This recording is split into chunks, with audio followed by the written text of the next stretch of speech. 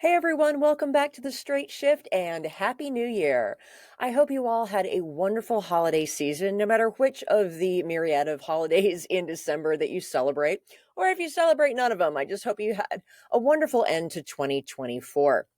I have been getting flooded with questions, as one might expect, about what's going to happen in 2025. We always like to know what lies on the road ahead of us. Will it be a good year to buy cars? Will it not? Well, while none of us truly have a crystal ball, I do want to get into what I think is going to happen next year, if nothing else, to combat some of the things that I am seeing on YouTube. And I'm not going to diss the YouTubers because there are so many really good ones out there, but they are playing the clickbait game with titles like The Car Crash of 2025, The Car Market is Doomed. There's just all this, the sky is falling out there. And I want to set the record a little bit straight and talk about what really is happening, what's really not happening. Because as good and as fun as many YouTubers are, they are not journalists. They're not economists. And while neither am I technically, I do have an economics degree, and I try to follow the principles of good journalism when I present information in this podcast. I pull data because you guys know I'm a nerd. I love my data. So I pull data from some of the best and most reliable industry sources like Cox Automotive, talking to various economists within the automotive industry, the North American Dealers Association, the Automotive News Center, and even the Federal Reserve Bank of St. Louis, which quite randomly tracks historical U.S. motor vehicle sales data, along with production and inventory data. So I do scour the data. I do my own analysis along with what the economists are saying and what they're predicting. But quite frankly, we could all just be wrong. It really is going to depend a lot on how the economy does, which will depend on what the incoming administration actually does versus what they are saying they are going to do. Because if we know anything, they will be unpredictable. So let's look into that crystal ball, as cloudy as it may be, and just see if we can predict some of the things that will happen in the automotive industry in 2025. This podcast is going to be a two-parter. So this first part, I'm going to give kind of my first prediction, which I will admit is not a huge prediction because they actually broke the news to the public a lot sooner than I was expecting. But I want to talk about the potential Nissan-Honda merger. Everyone is asking about that. And I want to clarify, they have not merged yet. What they have done is they have formally signed a 6-month agreement to enter into good faith talks about a potential merger. This means that they're going to be on their best behavior and they're really going to try to work out how can they make this work. Their goal is to have an agreement hammered out by the end of June of 2025 and begin implementing that plan in August, with the goal of having the merger be complete by the end of 2025. These things take time. But these talks have actually been going on for months. They just have been going on behind the scenes. The company signed a memorandum of understanding, which is a little looser than the agreement that they have currently signed, but they signed that back in August to begin in good faith exploring the synergies of what an integration of some sort between the two companies of Honda and Nissan might look like. How might it work? And even further back than that, in spring of 24, Honda and Nissan forged a strategic partnership to begin collaborating on producing some of the key components of electric vehicles. This is because Honda's partnership with GM for electric vehicle technology just didn't pan out the way they wanted to. So they exited that agreement and were looking at other options. Now, this potential merger deal will potentially also include Mitsubishi. That's because Nissan already owns a portion of Mitsubishi. They made a deal back in September of 2017 that got them 34% of the Mitsubishi company. Although Mitsubishi has purchased back a number of its shares just recently this November, reducing Nissan's stake from about 36% down to about 24%. But Nissan is still the largest stakeholder in Mitsubishi, and therefore Mitsubishi is kind of right now along for the ride to see if it makes sense to be a part of those merger talks, or if it can buy back the rest of its shares, or just kind of how that's all going to shake out. Infiniti, which is Nissan's luxury brand, kind of like Lexus is Toyota and Acura is Honda, they're going to be part of this deal simply because they are Nissan. It's just the luxury brand. Nissan was already in an alliance with the French automaker Renault dating back to about 1999. Back then, Renault saved Nissan's butt from bankruptcy by assuming over $5 billion in Nissan's debt in exchange for about 36% equity stake in the company. If you're confused, don't worry, you're not the only one. The automotive industry is very intertwined with these strategic partnerships and alliances, and they shift and change every few years depending on how things work out. It is very much a soap opera, and it's hard for those of us in the industry to keep up. But these alliances make sense because the automakers are trying desperately to share and reduce costs, especially now that we're in this whole new world of technology with electric vehicles and AI, and the Chinese are just taking the world by storm. So it's a much riskier marketplace to be in. So the automakers having these strategic alliances with each other allows them to achieve more economies of scale and share and reduce a lot of those costs.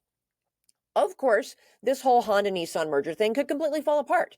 It's complicated by Renault's involvement, which is further complicated by the fact that Renault's major shareholder is the French government. So there's just a lot of things to kind of untwine there. And the relationship between Nissan and Renault has been very challenging, shall we say, because there's a huge cultural difference between the Japanese and their conservative traditionalism and how they have always done things, and the French, who are fiery and rebellious and want to do things their own way. So, as you can imagine, those boardroom talks have probably been very, very interesting, but it's just a culture clash that has not been working out. But Nissan has been struggling for decades. So I think that this merger is going to go through. The big question is whether or not Renault will be involved, if they will keep their share in Nissan or in this new company, however that's going to shake out, or if they are going to sell those shares to Honda and let Honda be the majority stakeholder in this deal. A lot of that will depend on whether Renault's shareholders think that it's going to be a benefit to them. If the merger will drive up Nissan share prices, they might keep those shares. Because remember, this is bottom line about money. If they think that the merger is not going to be successful and the share prices are going to drop, they're going to bail. And they're going to try and sell those shares to Honda or whomever. They're going to get out. So we just don't know exactly what Renault's role is going to be, but they definitely have a say in what happens because of the number of shares of Nissan that they own. As I said, Nissan has really been struggling to be profitable for decades, and that's why they got into bed with Renault in the first place back in 99. But again, it's not been the saving grace that they really hoped it would be. As I said, part of that's cultural, but it's also part to some alleged financial mismanagement, shall we call it, by the former CEO of Renault Nissan, Carlos Ghosn. He was actually arrested in Japan in late 2018 and charged with various financial misconduct crimes. He escaped Japan and is currently hiding out in his home country of Lebanon, which does not have an extradition treaty with Japan, nor does it have one with France, which has also charged him with a number of crimes, including money laundering, misuse of financial funds, and tax evasion. Fun. Like I said, the automotive industry is such a soap opera, or maybe just a bad reality show. But the bottom line is Nissan is still in trouble. They have a new CEO since the end of 2019, Makoto Uchida, and I apologize if I am not saying his name correctly. My pronunciation of Japanese names is not great, but they are happy to be back under the leadership of a Japanese CEO. Unfortunately, he's been struggling to turn Nissan around because, of course, he started this job at the beginning of a pandemic. It wasn't as if he had a hard job to begin with, and then throw in the chaos of the pandemic on top of that. So he's really been, I think, doing a good job given what he's had to work with and the incredible challenges that he's faced.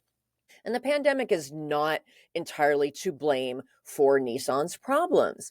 Unfortunately, their product lineup has been outdated.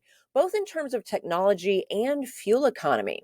Their reliability is down, kind of like everybody else, and they only have two electric vehicles in the US market, the Leaf and the Aria, which most people haven't even heard of. And they have zero hybrid vehicles, which is really where the US market is right now. It's killing them.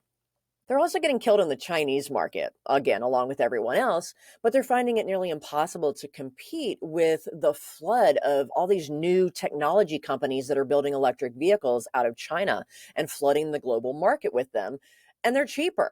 So as a result, Nissan has had to cut 9,000 jobs globally, and they've reduced their manufacturing capability by 20%.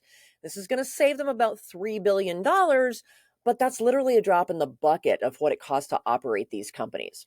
The CEO actually said at a shareholder meeting last fall that Nissan only had about 12 months before they were going to be forced to file bankruptcy again.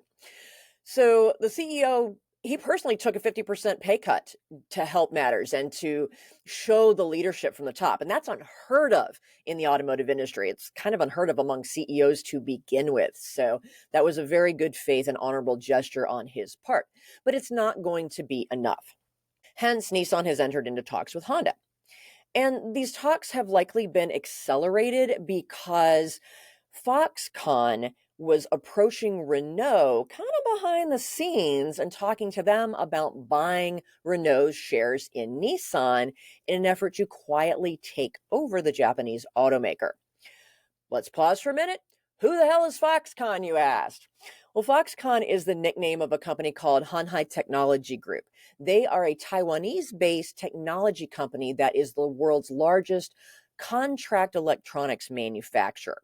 What that means is they are contracted to handle the outsourced manufacturing of everything from iPhones, PlayStations, Xboxes, tablets, Kindles, pretty much all of your electronic devices. Apple, Dell, Samsung, Sony are their biggest customers. So I guarantee you probably have some sort of electronic device in your home right now that was made by Foxconn. When you hear them say that companies are outsourcing their manufacturing to China, this is what they mean. That is contract manufacturing. Foxconn has long since expressed a desire to break into that electric vehicle market. They have all the know-how and the production capabilities to handle the E side of electric vehicles, but they have no idea how to build cars, and they don't have that infrastructure. But by buying Nissan and their manufacturing infrastructure, their market contacts, their distribution network, Foxconn would very easily be able to buy the V half of EVs, which would get them to market much more quickly. And that's what Chinese and Taiwanese companies like to do. If they can buy something that someone else already has to get them to market faster, that's just smart business. And that's the approach they tend to take. But needless to say, the Japanese company, Nissan, does not want to be bought out by a Taiwanese company. There is a lot of bad blood between Japan and China, really amongst a lot of the Asian countries. The Japanese would see losing Nissan to a Taiwanese company as a disgrace, as a dishonor. So they would much rather get in bed with Honda, another Japanese company. So you can see why this would be of advantage to Nissan. But why the heck would Honda want to be a part of this relationship? Why would they want to buy a financially struggling company? Well, Honda's also getting their butt kicked in China. Again, no surprise, China has surpassed Japan now as the world's largest exporter of automobiles.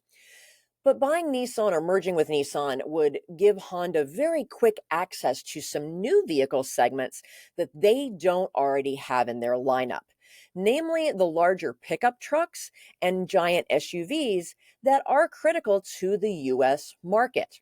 Honda only has the Ridgeline pickup truck, which is a very small truck, and it's barely good for going to Home Depot and back. And the Pilot is their largest SUV. It's just a mid-size three-row. They have nothing that competes with the Chevy Tahoes and the Ford Expeditions and the bigger Yukons, the Suburbans, those big honking SUVs.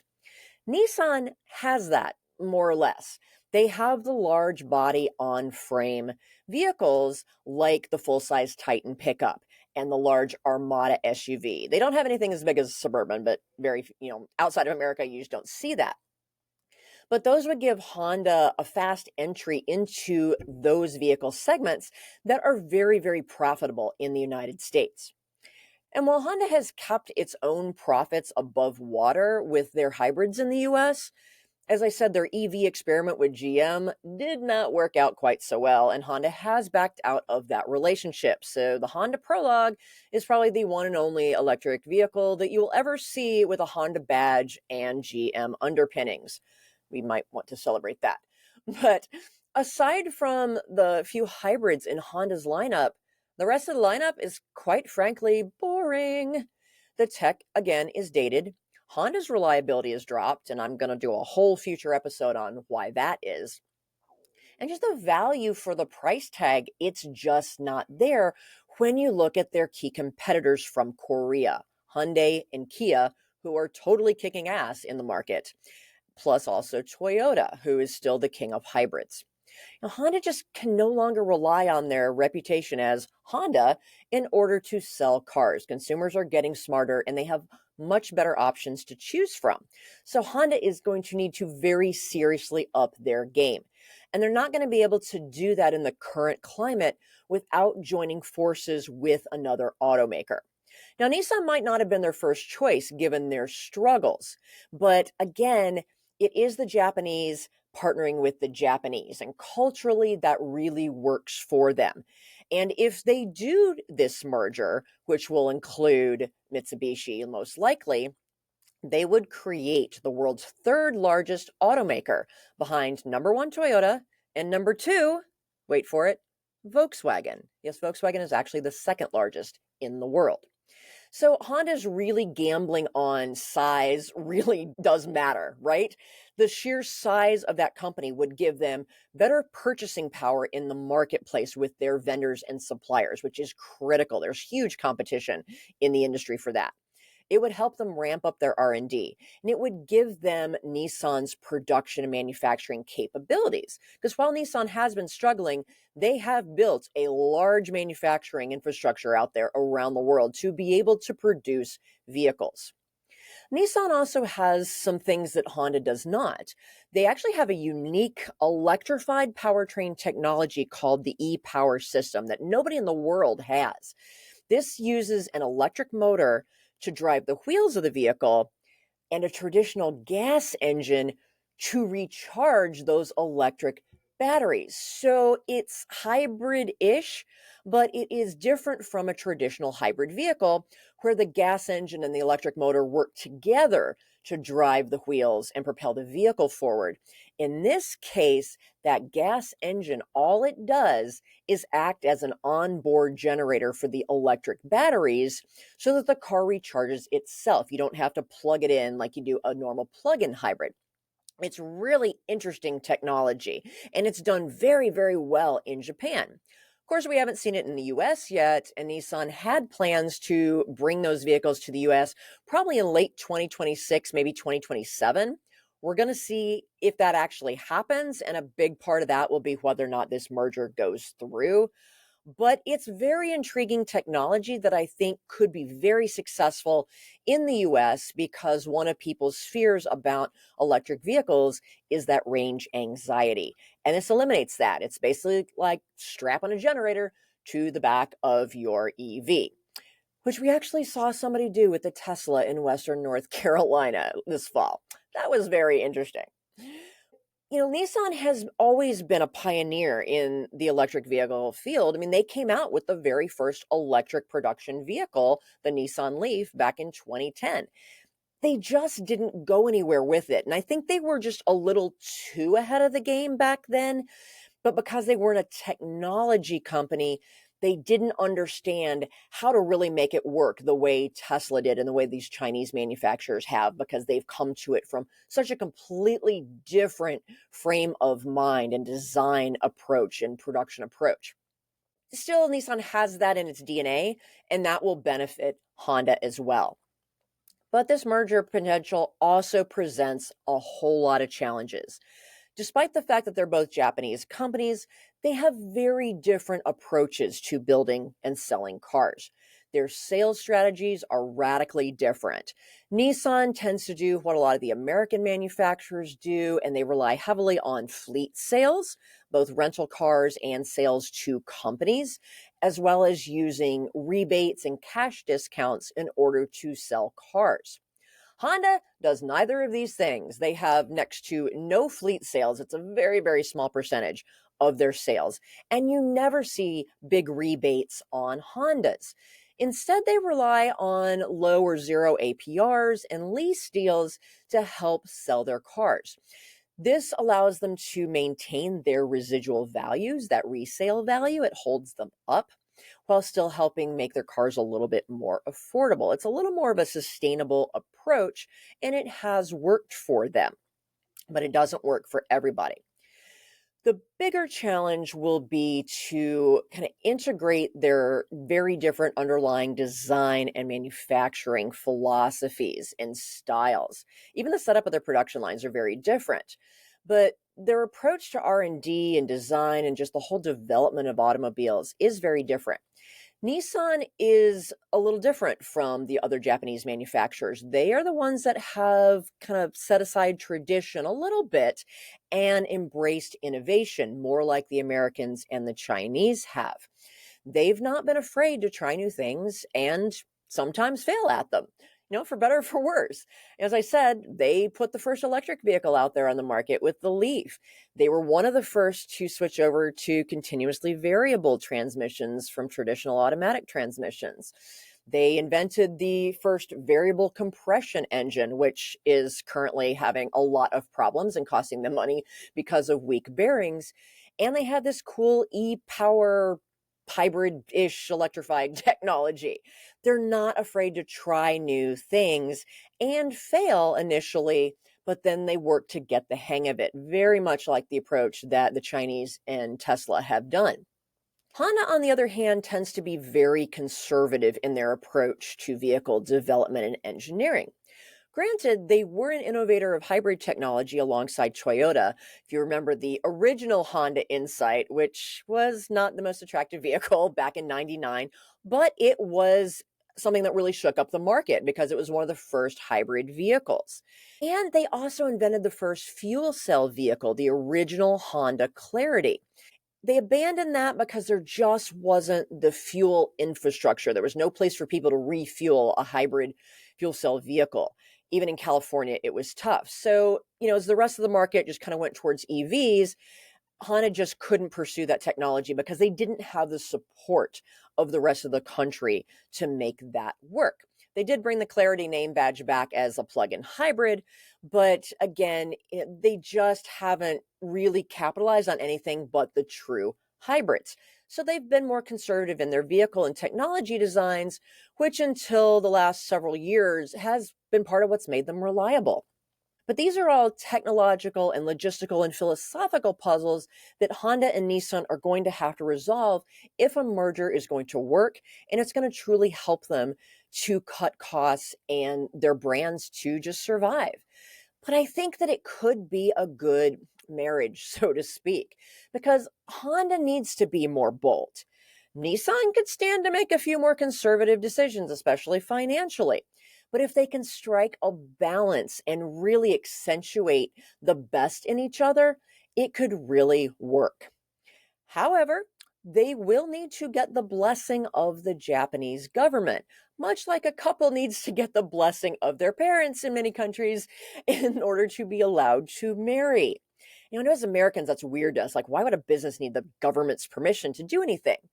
Well, again, Japan is a very, very different culture that is steeped in tradition, and it's deeply ingrained to have an emphasis on collaboration between businesses and government to make decisions together that prioritize the greater good of the country, the prosperity of the Japanese nation, not just the profitability of the business. Huge cultural difference. And so they have more of a collaborative and teamwork approach with government, as opposed to the adversarial relationship that businesses in the US tend to have, with the government. So there are pros and cons to each. We will not debate those, but that's why the Japanese government is going to have a really big say in this merger deal. Because when you have these two big manufacturers of automobiles in Japan merging together, the reality is you're going to see cuts in the workforce, deep cuts in the Japanese workforce. And that goes against the greater good of Japan. So they're going to have to weigh the short term versus the long term. But they also have to look at what's the alternative. Nissan completely goes out of business. They get bought out by Foxconn. And the Japanese government certainly does not want to lose face by losing one of their historical companies to a Taiwanese company. So, it would be a big dishonor, big losing face. So I think they're going to have to approve the merger, but they will have a big say, I think, in the terms and how it would work as it relates to the effect on the Japanese workforce and the country's economy as a whole. And there's an alternative. They may decide not to merge the companies under a new holding company umbrella. They might instead realize, hey, maybe a strategic partnership that's much deeper than what they currently have might make more sense for them. But what will this mean for the brands, kind of no matter how they approach this? Even if they do truly merge under one holding company, the individual brands will likely continue to exist. And that's going to be kind of interesting because they will be competing with each other on the same market segments where they both do well in the sedans and mostly in the 2 and 3 row SUV category. But they would still be sharing R&D. They would be able to leverage technology and platforms, sharing components, and that's going to give them the economies of scale and reduce the costs they're looking for. But it also means they're going to have to very carefully navigate the antitrust and security laws that exist in the US. And that is a game that Kia have been playing since they came to the US because they are owned by Hyundai Motor Group, the same overall company. But because Hyundai and Kia compete directly with each other, they have to operate very carefully so as not to run afoul of the antitrust laws in the US.